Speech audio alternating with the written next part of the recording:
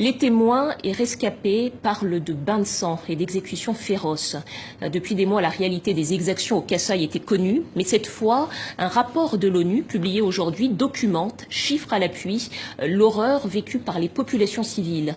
Le récit de Philippe Randrianarimanan. Traumatisés, ils ont fui le Kasaï au centre de la RDC.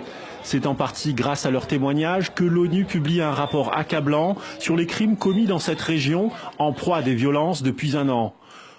Au départ, le conflit oppose la milice Kamwina Nsapu aux forces congolaises, mais il s'étend à d'autres groupes. L'enquête de l'ONU lève un voile sur l'ampleur des massacres. De mars à juin, sur un territoire bien délimité, 251 personnes ont été exécutées, dont 62 enfants.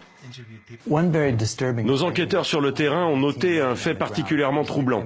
Les victimes et les témoins n'ont cessé de mentionner que les assaillants de leur village venaient d'un même groupe ethnique et étaient souvent accompagnés soit par des policiers, des responsables locaux ou par des membres de l'armée congolaise. Ce groupe, c'est celui des Banamura.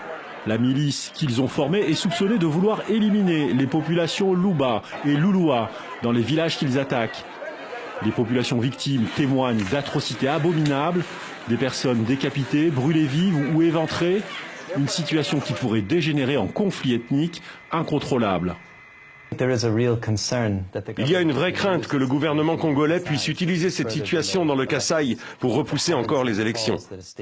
Le Haut Commissariat de l'ONU pour les droits humains demande au gouvernement congolais de mettre fin au climat de violence dans le Kasaï où 80 charniers ont été découverts et de souligner que ces crimes commis contre les civils pourraient relever d'un tribunal international.